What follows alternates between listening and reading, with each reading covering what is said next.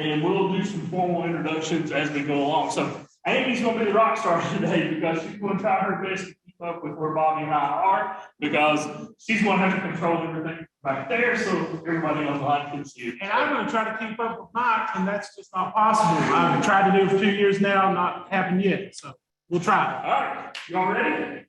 Man, I am. It's early in the morning. But hang on to your shorts. That's going to be fun with it. So let's start here. I need to know where you all are from. This is not going to be just me and Bobby talking to y'all today. So really quick, there's four area codes in the state. How many is from 606? And how many of you are from 270? 859. 502. Hey, that's a pretty good. That's a good split. And is there anyone here from Sesame Street? Oh, I see you back there, big guy. What's up? So, just making sure. All right. Well, let us tell you a little bit more about who we are, and then we'll just get into all this thing about project-based learning sort of early. Okay? Yeah. Because I'm going to tell you right now, all of that wonderful research and stuff that we read, which is awesome, we always tweak everything. So you're going to give you their version of it and how it's been successful for us and our kids. So let's talk just a little bit about who we are. So you want to hit the next one? We're going to talk a little bit about Bobby. So Bobby, tell us about you and your career and things like that. I was a classroom teacher for 17 years. I taught social studies, which I don't know, it's far away from technology. But somehow I ended up as a digital learning coach. I love technology, and I guess that's why I'm here. I've been an academic team lead. I've coached academics on every level. I've coached future problem solving, and more importantly for this, I've coached community problem solving. And if you don't know what community problem solving is, it's awesome. It's project-based, and we'll get into more of that in just a few minutes. But for the last 2 wonderful years, I have been a digital learning coach in Floyd County with Mr. Bell, and our job is to, quite frankly, we don't know what our job is. It changes on a daily basis. It's just, we have to wear a lot of hats. And my hat is huge, so wearing hats is hard for me. Go ahead. So here's a couple of things that Bobby's has done up there. So he's told you a little bit about that. And let me tell you a little bit about myself. So I have been in Floyd County Schools for 26 years. I just finished year 26. I was in the classroom for 24 of those years. I've been blessed. I started out, I taught high school for 7 years. I taught K-8 for the next 17 years. And then we've been blessed to be together here for the last 2 years at the central office level. And I mean, we've got a great friendship. He introduced me to the dinosaur he used to ride to work. It's an amazing partnership that we have. Yes, I'm the producer. We'll just sort of stay with that. But I've been very blessed to be a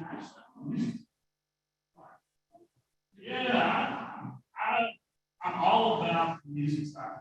But the other thing is too, when I got to the KA school, I will always love technology. And I got heavily introduced to STLP. How many of you guys have any doings or connections to STLP? There's a few. How many of you know what it is? How many of you have no clue? That's okay. We're going to be honest today. All right. So honesty is great. So Student Technology Leadership Program has probably been one of the greatest things I've ever been part of. Now, my music background, project-based learning, that's what we do. I mean, we set the project, we do all the steps to get there. But STLP took something to a whole new level for me. And on the slide beforehand, I was an STLP coach for 6 years, and it was my last 6 years at Allen Elementary School. While I was there, we were fortunate to have an administration that trusted me. All right, so do we have any administrators here today? All right. So have you ever felt that? Good, we can talk freely about it. That's awesome. That's great. That's great. But when you get that trust from that administrator to where they say, hey, go do your thing and make it happen. So we got to that point. In 2017, we had an actual project group that went on to the state level. In 2018, we actually won the middle school state championship. In 2019, we won it again. In 2020, we actually took the best top 10 award. And it was all because of project-based learning. And Mike has not stopped talking about it to this day. We hear about it on an everyday basis. That's a lot. All right. He skipped Sundays. Go ahead. So let's go back a slide really quick. So what we want to do is really just get you guys talk a little bit and thinking a little bit about what project-based learning is.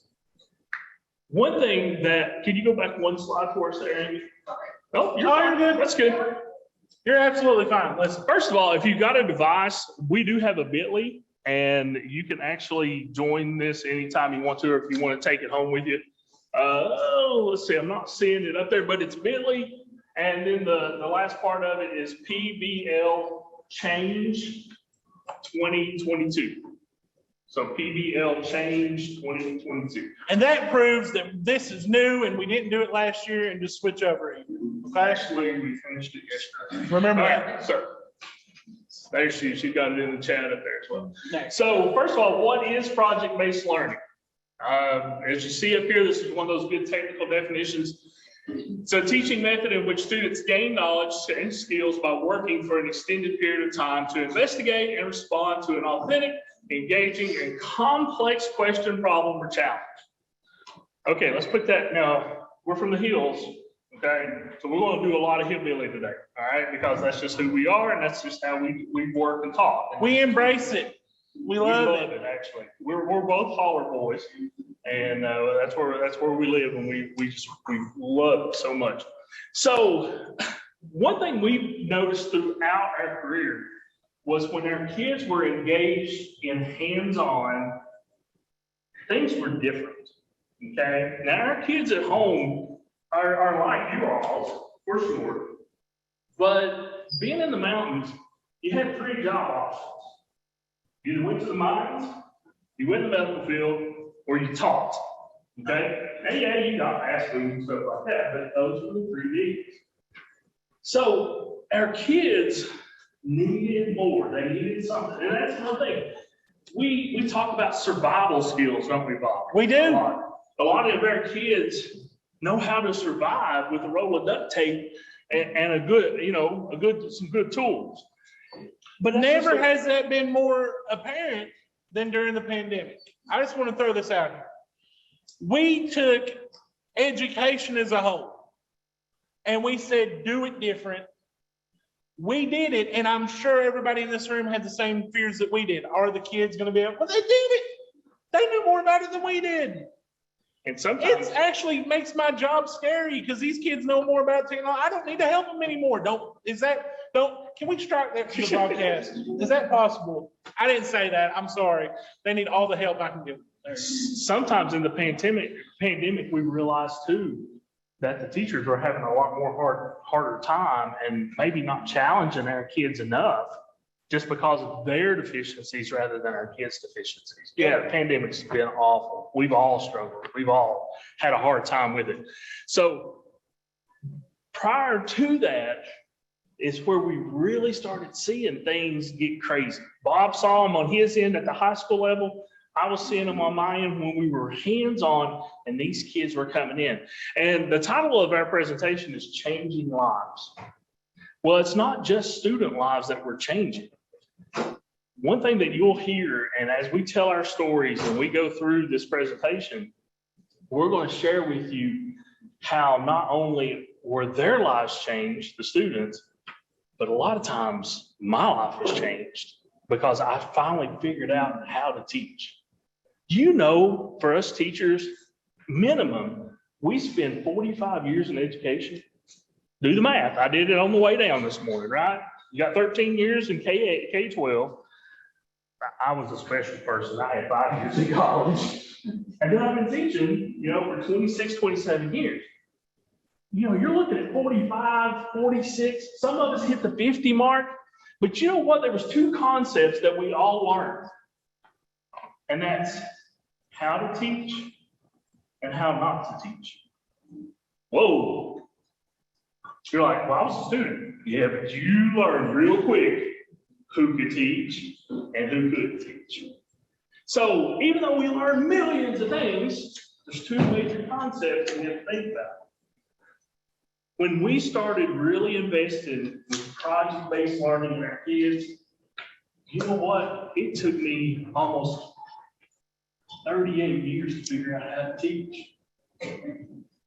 You're like, what? Yeah, because once I started expecting more from our kids and challenging our kids in a different way, I finally started learning that, hey, I'm probably doing some things wrong. We're not saying this is the end all. There's so many teaching methods out there. We're just saying, hey, if you haven't incorporated this somewhere in your lesson, this is something you need to really take a look at. Everybody in this room knows this isn't going to work 100% of the time. Everybody in this knows that even if it does work, it's not going to work with every student. Everybody in this room knows that even if it works with every student and it works 100% of the time, every teacher's not going to grasp all of it.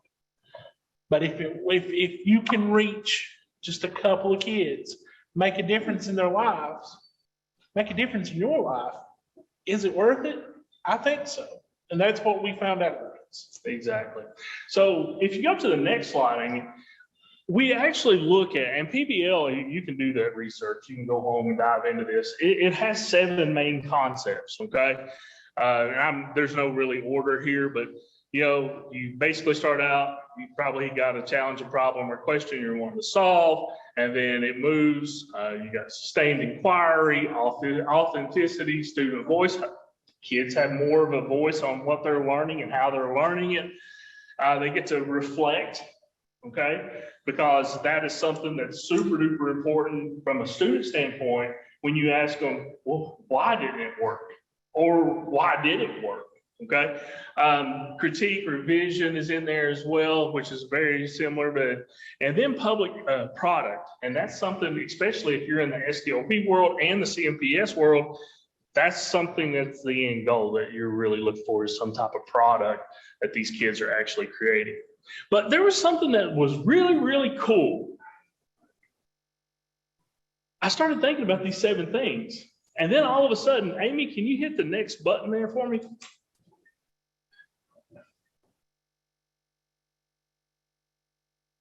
You know what? They relate really close to our wonderful tech standards. How many of you have really been just all in about your tech standards? Come on. Oh, come on, guys. They're awesome. Y'all had to incorporate these this year, right? Them 7 wonderful tech standards. You know how tech standards work, right? Or how any standards work. They tell you how to teach your class and what you need to learn, right? These don't work like that. No, they don't. These were not written for you. These were written for you babies. Huh? Yeah. These were not written for teachers. These were written for your students. And you're like, that's not right. We're teachers. We always live on standards, okay? But this is the cool part. Do you know what? In almost every lesson that you're doing 4 to 6 of these every time. Huh? Yeah. You're doing 4 to 6 of these every time. How many of you are classroom teachers? All right, cool. How many of you have been classroom teachers? All right. How many of you just hanging out? All right, just wait. I'm just checking. Okay. So here's what I want you to do. Go back to one of the last lessons you ever taught. Got it in your head? All right, I'll give you another 10 seconds. Think of one of the last lessons you taught. I'm going to hit these. Me and Bob can hit these. It's summer, man. Nobody wants to think about it. I know. They're on teacher mode here. So really quick, in that last lesson, did any of your kids have something you asked them to do? All right, what was it? I love shaking hands because those are the ones I go to. I did research. Research, exactly. All right, so now on that research, did you say, okay, I want you to do this, or did you just say, here's your topic, have that? I'm in the library, so here's your, Think of how big it is, here's how you can find. Cool, Bob, what would that be up there? What's that E word up there? I'll be empowered learners, right there in the, All right, so we got. Top left-hand corner. In the last lesson we talked. All right, what else do they do with that research? When they have to do it? Generally, the classroom teacher has to do some kind of project. Oh, some kind of project, okay, and. is it a project that's already laid out, the skeletons there, and they just provide the meat and flesh, or is it something they build on their own? It depends on the level. Okay. Classroom is usually a research paper. All right, so then you're talking about innovative designers? Yeah, because You're once talking they about- actually get that topic, do the research, then they have to design the whole process, right? But these Okay. are tech standards, Mr. Bell. I didn't hear you say anything really about technology in that. Oh. She's in the library. I think those places still have these things called books. Ooh, what a novel thing we need to. I would love to go there sometime. I've missed it so much. So now we have two of the seven. You said they had to go back and they had to do the project. What did they do the project? Most of them present. Present, Mr. Akers, what do we do better than presenting here? Well, if they present it well, unlike us, that's some kind of communication. And if they do it well, that's globally, right? Well, they can do it with people, Oh, global they- collaboration, collaborators, and and then then, they yeah, become a creative communicator. It's actually creative community introducing Zoom apps. So we've been saying that wrong this whole time. So what type of projects were they presenting and how were they presenting it? Some of them are science projects, so how things work. How things work? You mean there's a process to how things work? That's sounding an awful lot like computational thinking there for me. Because if it don't work, what do they have to do? They have to do it again. They have to debug it, bad boy, right? Wait a minute, Bob. Let's see, we've got 1, 2, 3, 4, 5. You know what? That lesson's covered 5 so far. Let's see if we can hit a home run, all right? Let's do it. What we got left? We got digital citizen and we have knowledge constructor. All right. So Knowledge constructor's a beast. Let's go for digital citizenship. all right, so here we go. Digital citizenship. Did you talk about plagiarism? Yes, You we did. You just Digital citizenship. Because you don't want them to be thieves, right? They ain't no thieves around here, and Right. how many of them borrow pictures from online? A bunch. And you did teach them how to sort them, right? And how to source them? Yeah, you know what? That's exactly what digital citizen's about. It's about using the technology correctly and appropriately. And then, oh man, we got 6 out of 7 knowledge constructor. Ooh, good. This is always the good one, right? This one's the rough one. So what is knowledge constructor? What did your kids do to build this knowledge? They had to go to multiple sources, right? Probably books, probably the internet, probably YouTube, probably TikTok. Mostly TikTok. Mostly TikTok, all right, yeah. And guess what? But still, they took that information and they constructed something. They took that knowledge. They didn't, I'm sure somebody, if you gave them, oh, I'm just going to throw out a name, George Washington. They didn't just tell you George Washington's full life story. There was something that caught them about George Washington and they focused on it. They chose to do that. That's empowered learner. That's knowledge construction. That's, you see what we're saying? You have to be able to see this in each of these standards. And yeah, we didn't use technology for a lot of what we talked about, but it still covers your texting. But here's the cool thing that we had to learn when we became digital coaches. Technology is not always high tech. About 80% of the time, it's low tech. It's Construction paper, rubber bands. low tech, or what we call no tech, but it's there.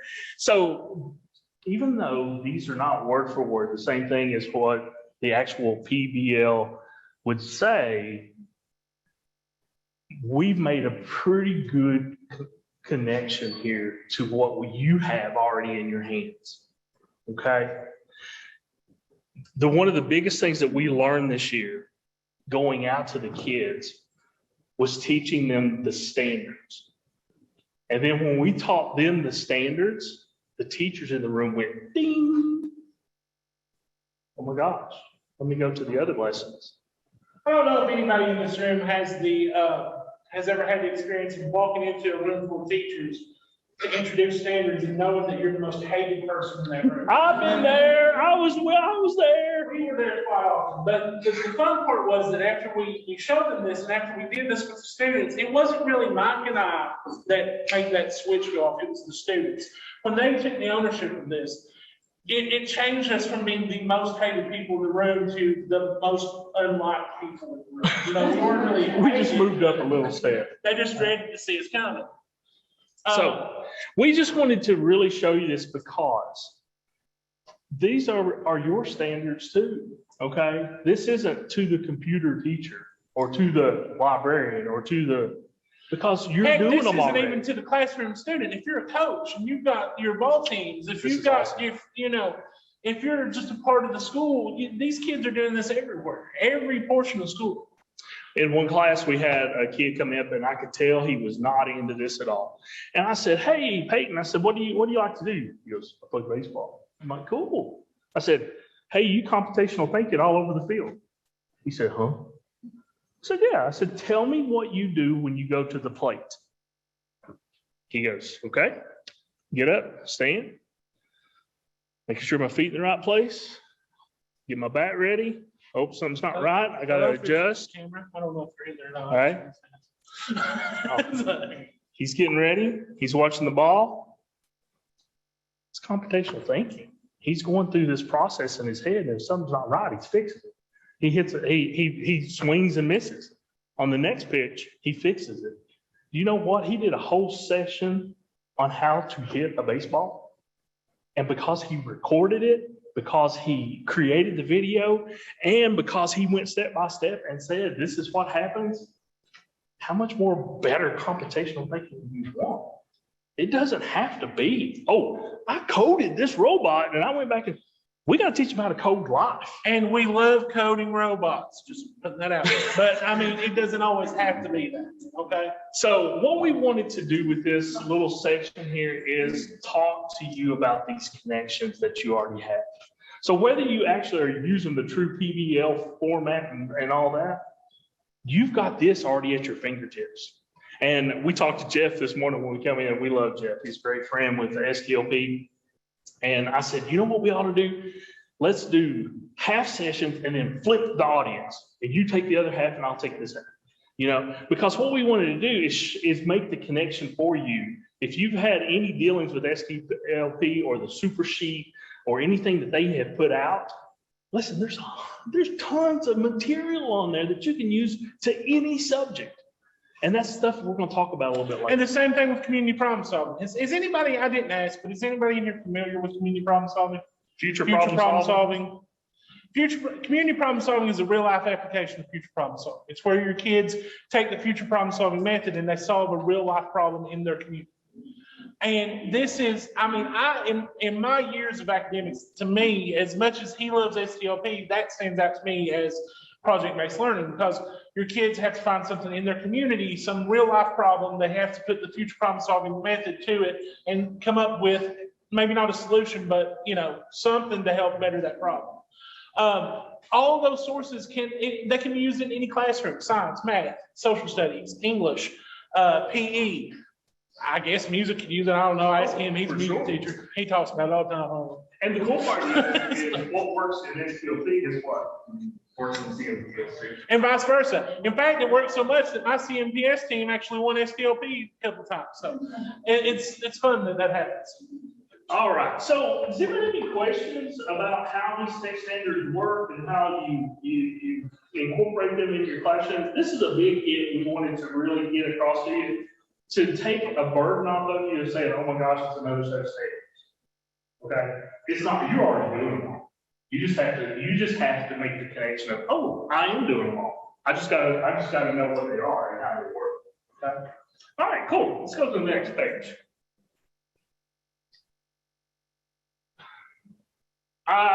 We've had a blast with this. Everything that we've talked to you up here today is going to be cross curricular. We're going to talk about how we have to have this. Everybody has to be bought in, because I need the English teacher as much as I need the science teacher. And you're like, "Why?" Because, man, my kids got it right, and they got to be able to speak. My kids got to be able to process. They got to be able to research. They got to be able to know, okay? So these two words have been actually pretty cool.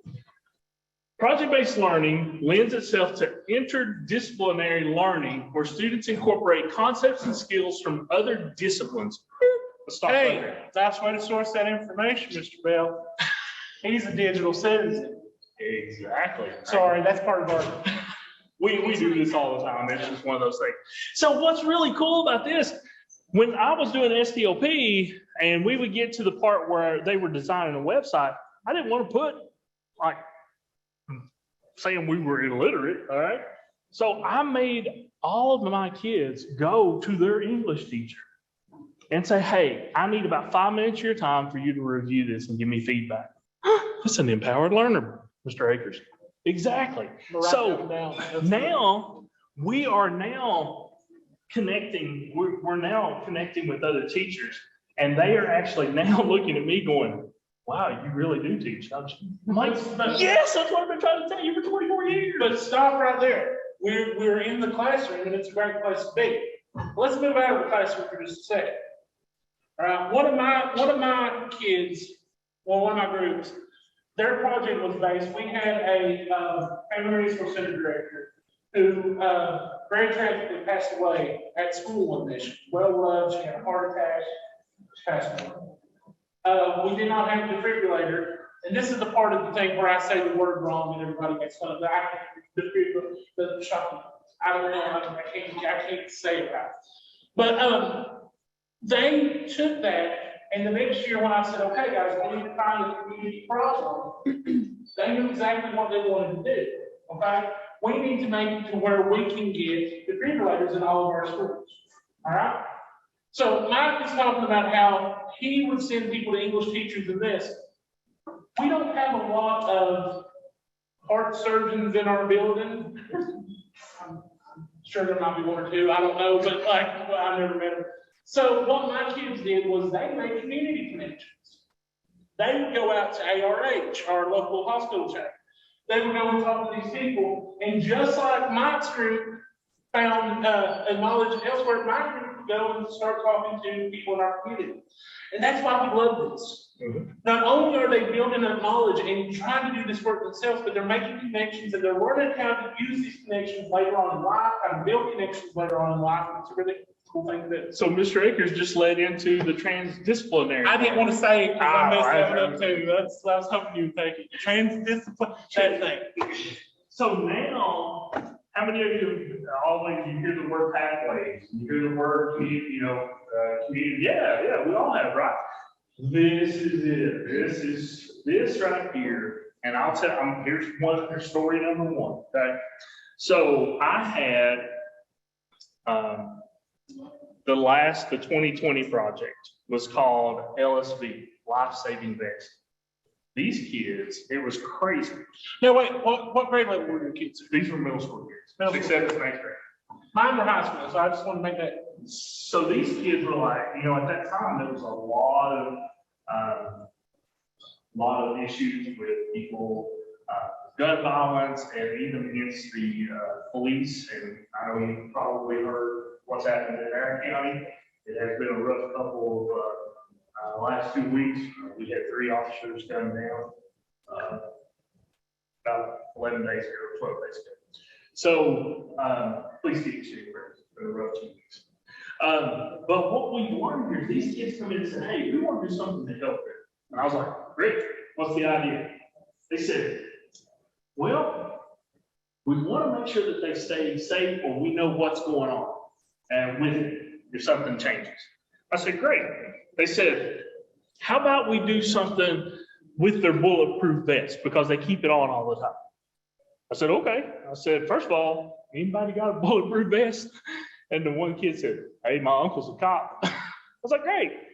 So what they started doing is they started outsourcing themselves. They started calling people they know. They started reaching outside the school building to learn. We made them empowered learners to do that. And notice what he's saying. It wasn't, they didn't go in and Mike said, okay, guys, we're going to do something where we save police officers' lives or try to help save police officers' lives. They brought the idea to him. And what did he say? Did he say, no, not a good idea? His thing was, okay, how do we do it? how do we make that, what's our next steps? So this story goes on and they they get a bulletproof vest. They come in and they start going, hey, all these cars have laptops. I'm like, yeah. Well, how do they get their information? I said, well, most of the time, they've got a Wi-Fi or something like that in the car. Great. I wonder if we can Bluetooth something to the car, to the laptop in the car. And I was like, well, maybe. I'm like, I'm a music teacher. Y'all gotta help me figure this out. So we're doing it. And then they basically got to the point where they found a heart monitor. It was a little round heart monitor that would go to a Raspberry Pi, that they could actually stick it on the inside of the vest and put it where it touches the skin. So when the cop left the car, it run all the time. So basically what happened was it monitored the guy's heart rate. Well, dispatch could monitor his laptop. And if the heart rate started jumping, they knew to call the cop and say, are you okay? And I'm like, okay, where'd y'all come up with this thing at? So I started researching. I was like, is there anything? And that's one thing I taught the kids too, was if you're going to come up with an idea, I don't want it to be something somebody's already created. So they actually started this process and they got that sucker to work. And I was like, oh my gosh, and then the pandemic hit and then, my kids, some of them graduated and things like that. But that's the type of thing that we're looking at here. And some of you are going, well, that's great for STLP and that's great for that. I was going to say, I can see in faces.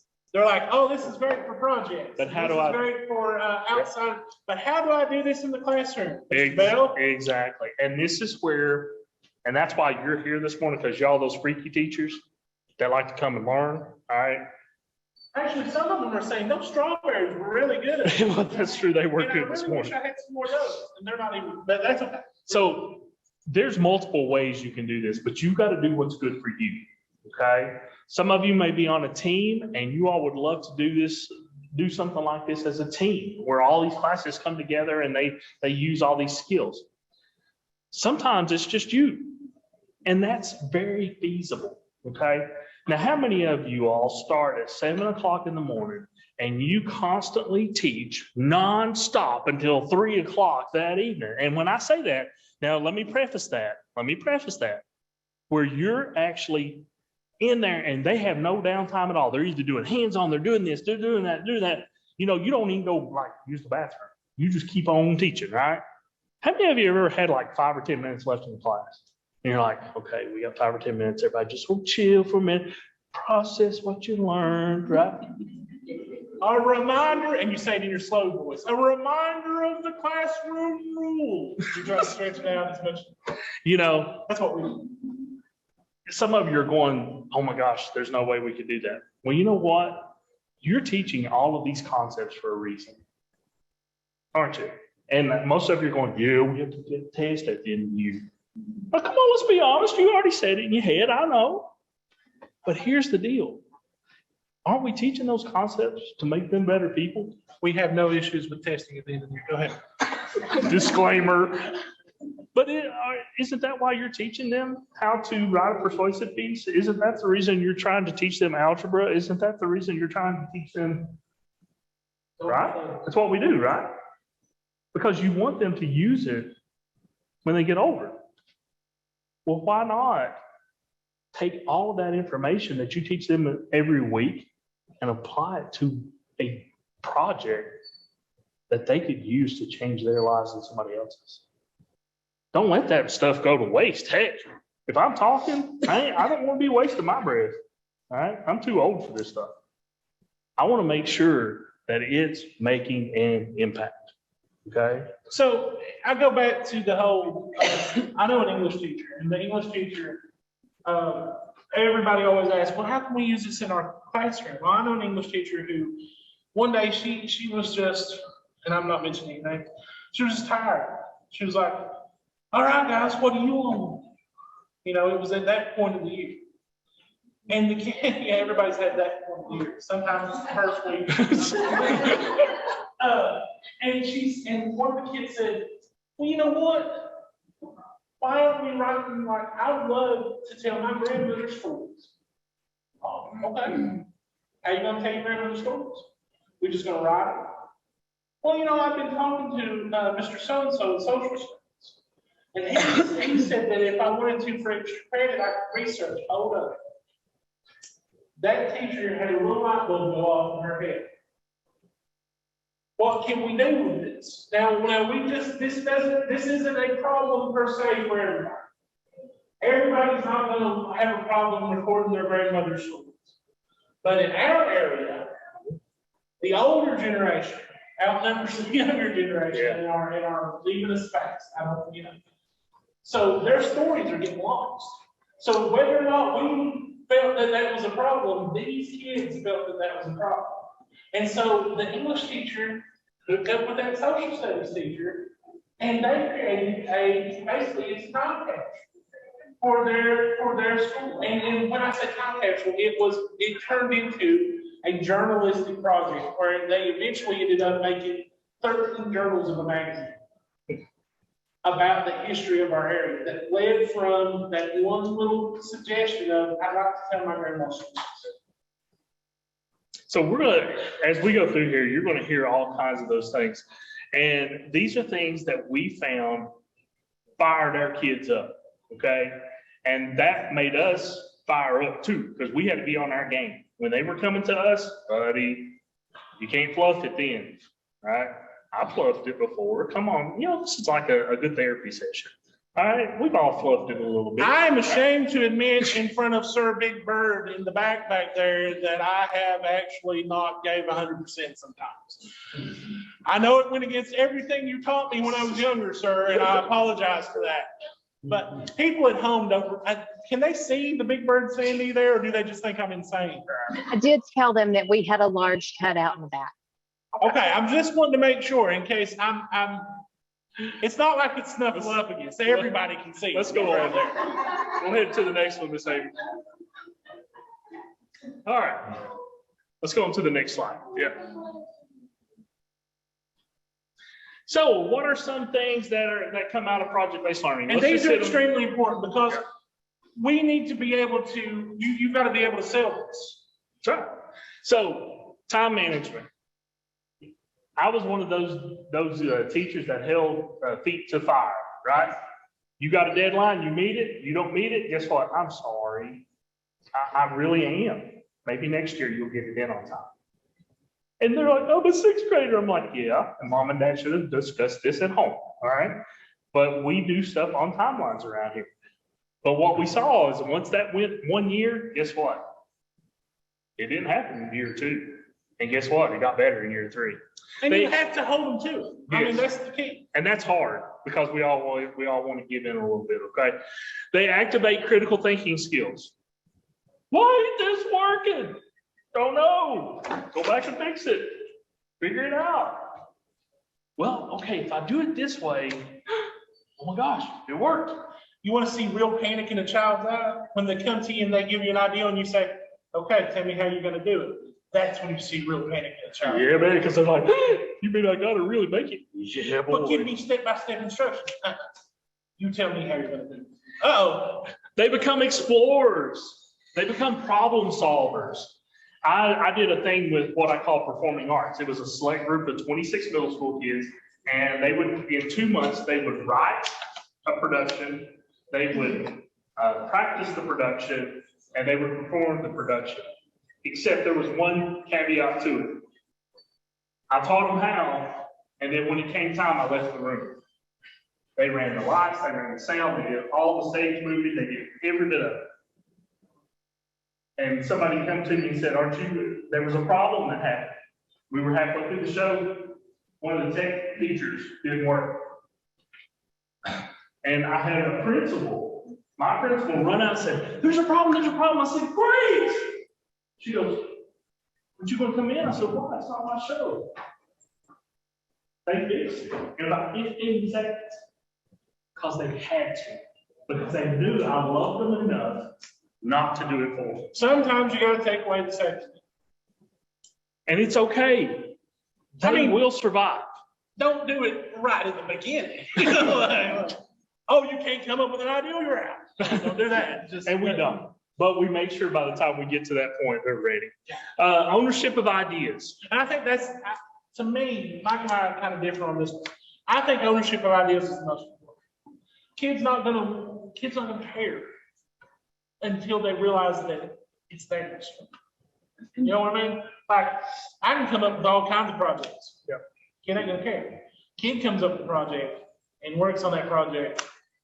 It's a big difference. How many of you have ever judged like SDLP, CPS or something, science fair? Not your neighbor. Just your. So Come on. how many of you have those students went and said, well, my teacher said, I'm like, that ain't your teacher's project, you know? So that's what we try to get out of the way really, really fast. But the most important part is they get changed some way. When you really make them go through the process. And it doesn't matter what you're doing, okay? They truly are changed. I'm gonna give you this little story, then we're moving on. Had a kid, always in trouble, always in trouble. And for some reason, you know what? For 20 years, they go, hey, Mr. Bell, could you hang out with Johnny? I'm like, yeah, I like Johnny. Come on, Johnny, let's go do something. Don't do that. Don't be that teacher that says, I can't handle Johnny. Because Johnny needs you. He needs you to say, okay, I'm going to teach Johnny differently. I'm going to have to love Johnny because I got him for another 9 months. And there ain't no sense in me sitting here and being ready to Johnny every single day. So that's the whole key. Is how do I get all my kids on a success level? Because it's okay, everybody has different success levels. You just got to get them to one. And once you get them to one, they're going to get to the next one. And oh my goodness, guys, listen, this is the residual effect. Once those students realize that they can do this, everything changes. Yep. Not only in my class, But but in everybody's class. See, have you ever walked into a room of teachers and realized that you might be one of the most hated people in that room? This happens to us a lot. Because one of the things we found was that once we gave our kids ownership of their projects, and their products, and their assignments, they wanted it in every classroom. And that was pretty good for us. that's not how I teach in my classroom. Great. I'd probably try it. That'd be fun. But the thing here is, once they figure out that, hey, if I really stay focused, if I really stay on task, if I just quit causing some issues, and I see that Miss So-and-so is really spending some time with me, I am going to change some things. But here's the thing, you got to change them so they can change somebody else. You got to give them a purpose. Because right now, our kids sometimes don't think they got a purpose in life. That's why we're losing a bunch of them. It's up to us. Yes, we're not mommies and daddy. Well, I got 4 kids at home and he's got 2. But in the classroom, you are mommy and dad. You're just going to have to face it. You're going to have to come in and go, come here, baby. I love you. Now, I ain't going to let you away with all that junk. But I love you enough to tell you I ain't putting up with it. And maybe the only time we'll keep doing that. That's right. All right, let's go to the next one. Oh, I got a preach in there. That's cool. All right. So yes, we're all data driven, right? Okay. Once you get on the Bitly, those are linked there, and we need to move on because man said You just got to click on it. you just want to click on them and trust us, okay? But what we were seeing in there is there was an increase in academics, and I actually did a little mini study at my school, and we actually increased we decreased behavior and increased academics with our 8th grade classes over a 3-month period. And we actually could track all of that. So we'll give you time to, as you get home tonight and you're debriefing yourself, take a look at some of that. Okay. I don't know. We're going to have to skip this. Let's go on to the next one. Yeah, it's about 3 slides. Yeah, feel free if you want some fun tonight, go home and figure out how to take tic-tac-toe for 2 people and make it 3 people. Okay, it's a good one. It'll make your brain hurt. The hamster will fall off, you will, but it's a lot of fun. Okay, so here's what we want to do. Really quick, we're going to just take a look. How many of you know what this is? How many of you have ever seen this before? All right, there's one. What is it? It is the STLP rubric and guiding questions Yeah. project. It's the rubric and guiding question. This is actually, I took this actually from the pitch idea. Okay, so we're going to have some fun here a little bit, and you are going to do some things for us. But what we did here, we went through here and we actually gave you some information on how to sort of get a project started. And then we also tied it back to some kind of core content. Okay, now I didn't give you the standards. You're more than welcome to go read the standard book. That's a lot of fun. Okay, but we at least gave you some connections back to it. So the first one, project title, actually that one is a great one, but it really may have to come later than it does first. The guiding question number one, what is the challenge, issue, and question that you want to solve? Here's how I challenged my kids. I walked in and I said, I'm going to give you 48 hours to present to me a project that will make somebody's life better. A project idea. And that's it. It's just the idea. So the last year I was at Allen, I had 78 kids in the middle school in SDLP. We only had 120 in the middle school. So I didn't weed anybody out.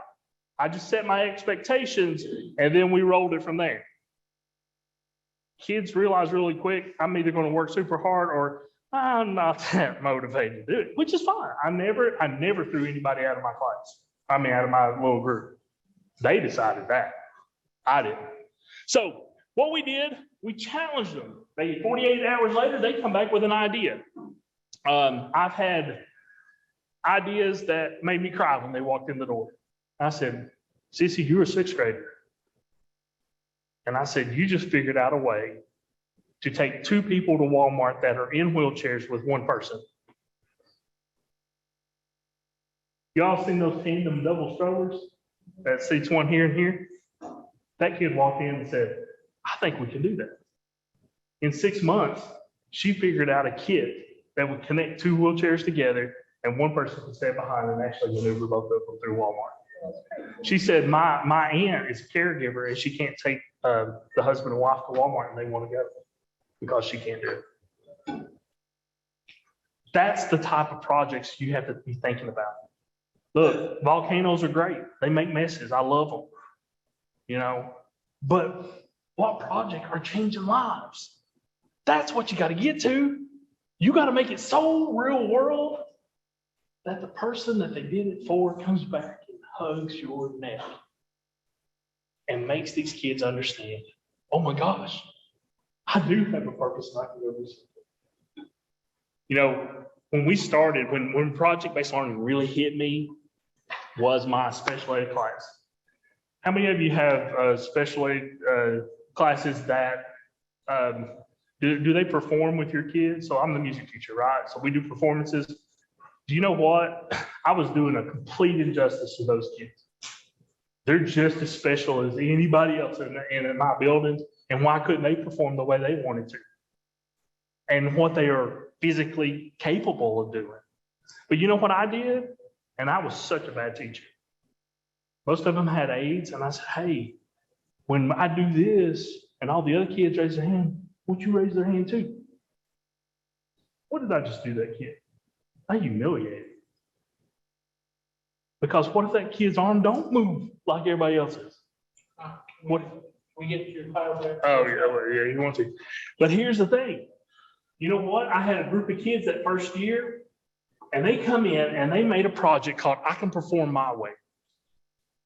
And what they did, they realized, hey, they may not be able to do what all the other kids can do, but what if we figure out a way to make it where they can play instruments and only move this far?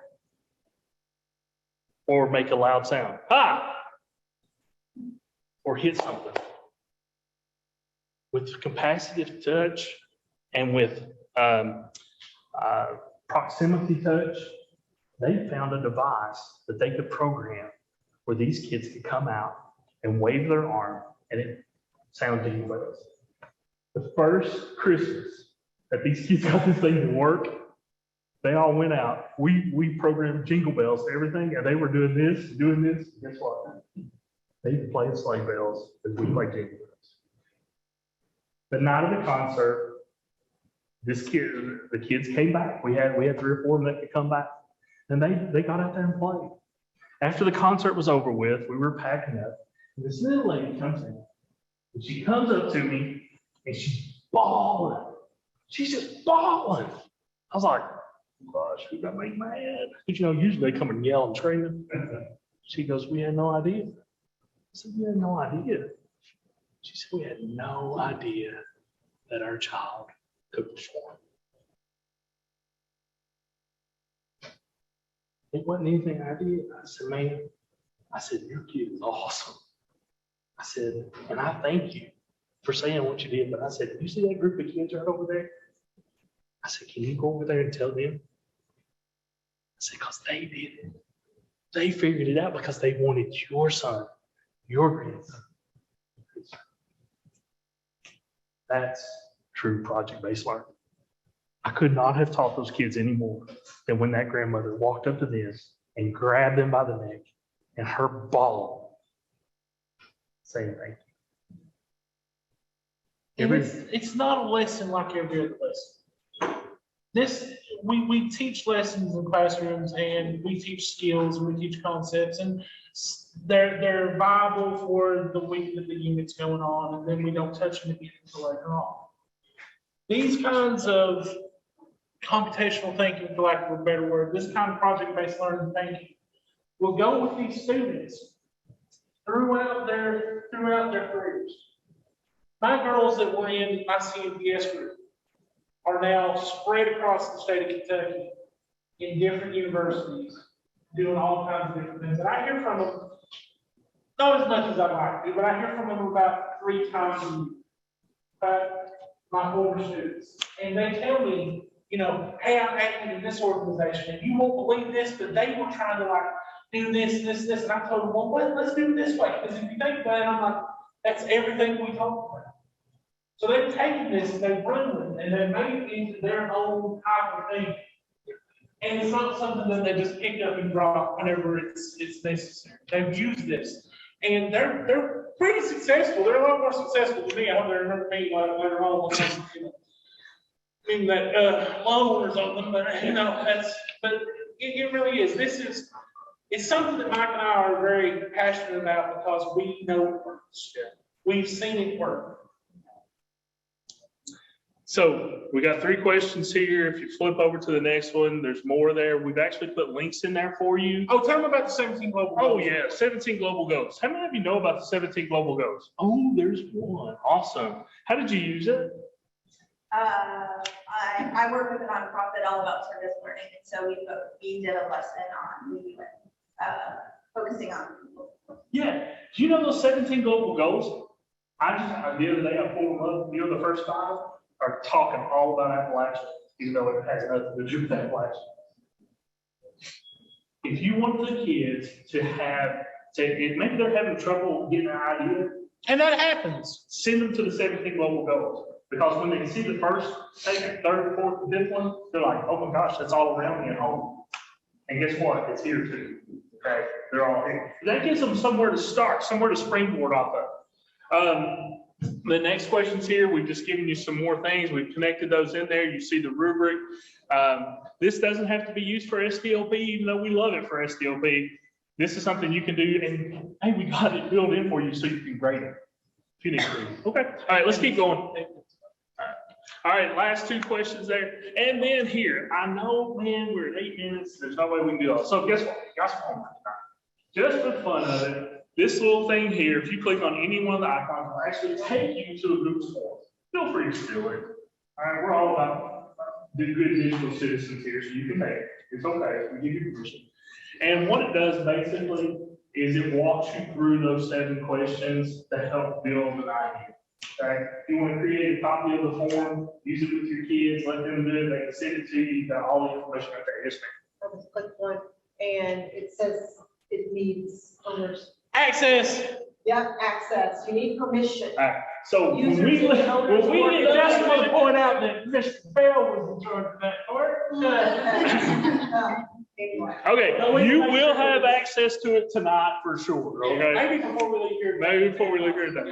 All right, let's go to the next one really quick, and we're almost done. We've given you all the resources that we have.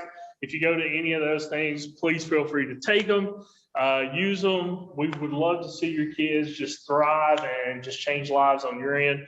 And then the last page is just some of our good digital citizen resources that we got there. Now, for the last little bit, question time. Let's go.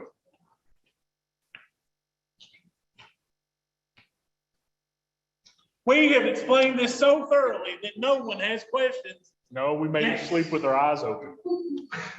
Can I have questions like December?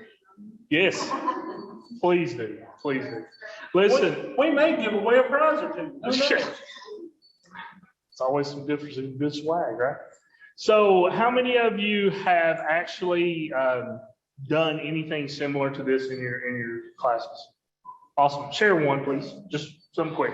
It was years ago, but we had a grant for something, and we had the kids pick something that they were familiar with, and we helped the Humane Shelter. We did things like we set up at Walmart, and kids volunteered, families came, and we collected donations there for money to collect donations for the Humane Shelter for things they needed, like food and cat litter. And we also set up dog volunteer days with them where kids went out and volunteered. So I'm great project, great community service project, right? Can you take it a step different? Let's take it into the STLP side, right? What's the T in there? What's the technology in there? Well, this was a long time And you ago. can't say sheets, you can't say that's not technology. I've been teaching for 22 years, so this was probably about 12 years ago. And we didn't use probably a lot of technology then. If we did it again, of course, we'd be able to integrate a lot of technology. Awesome. Question in the back? Yep. Yes, let me unmute so everybody can hear. Sorry, you get an echo in the room.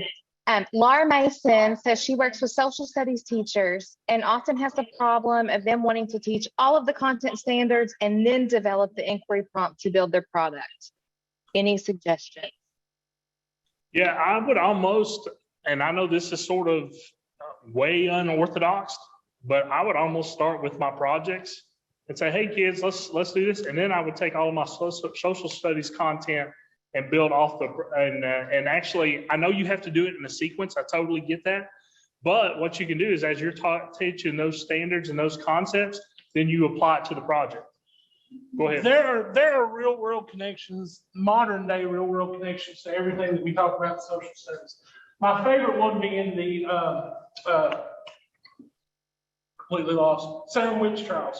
And I had a group one time who they wanted to come up with a project somehow to, and I'm on the spot because I didn't think about the story ahead of time, but they wanted to come up with a project to where you could use a bully box, in school to do whatever. And then this little girl goes, I don't know about that. And I said, why? And she goes, well, and then she starts talking about, why does somebody say something about somebody that's not true? She said, in your class, we were talking about, the Salem witch trials and how Tituba said that, and I was like, first of all, thank you. You were listening. I appreciate that. Good start. Second of all, what do we do to fix that? And then we moved on from there. So you can tie this to your content. You just got to be able to. I think you as a teacher has to be really flexible to make it work, because you can't just say, well, we're going to do one thing to one. You've got to sort of take all the concepts you're teaching, and you have to be creative enough to show them how to apply it. Okay, remember, this is one of those ones with those freaky teachers. Yeah, you got to go a little bit above and beyond. Okay, all right, cool. Next question. Oh, let's see, back to the projects. Who else had a project that they wanted to share? Yeah, go ahead. Well, as I say, I did take a summer group one year. We competed. There's kind of summer program, a high school group. They came up with different projects, and one of them was creating rain barrels.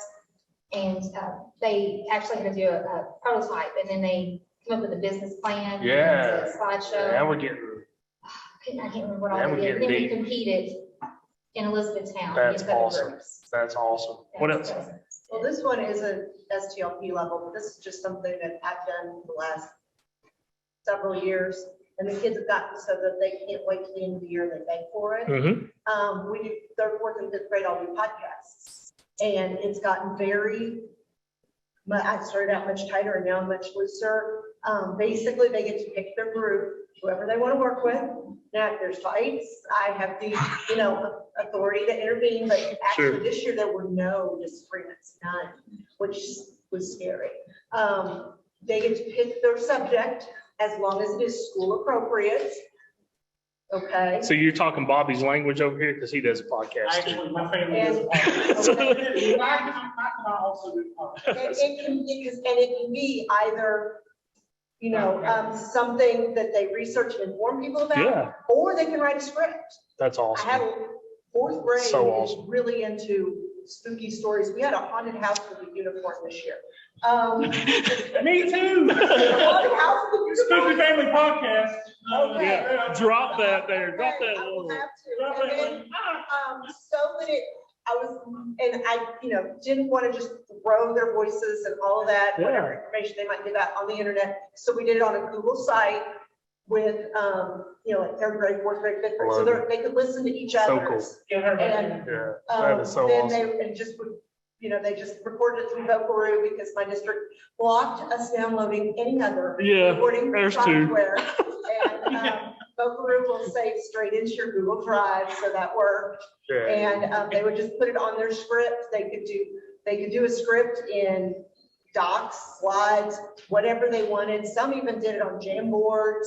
that's great. That's great. Whatever they wanted to put it on, and as long as they did it. And this year's were just awesome. Their teachers, they went home they went back to their class, from my class, for the first 4 weeks and begged to do it in their spare time. I love it. That's And their that's when teachers you like, know. yeah, That's when whatever. you know you got them. That's awesome. Yes, question from in the back. Yeah, I've got one on Zoom, and I'm going to ask them to unmute and ask. So Jay Smith has their hand raised.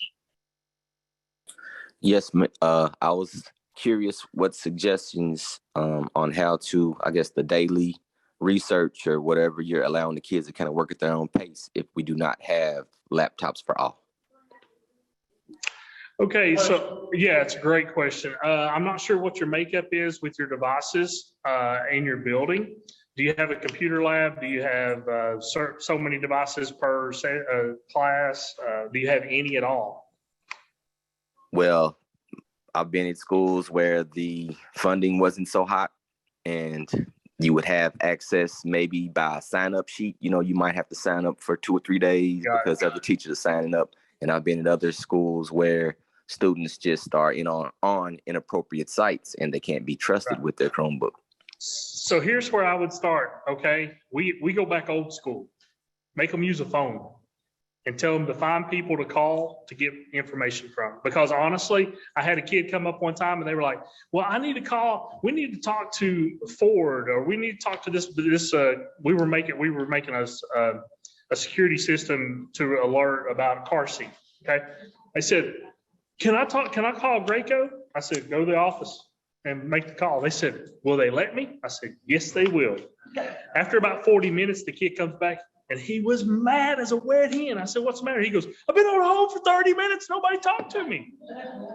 But you know what? Honestly, that's a great place because our kids don't know how to talk on the phone. And it's a great starting point to get them to connect with their community, but it's also low tech where you don't have to stress about having a device to research. And honestly, go back old school, get them books out and just make them get in the library and actually pull encyclopedias and start there because we know we work on a duct tape budget, I call it, which means $0 and a roll of duct tape. Okay. And trust me, I've used it for years and actually it works.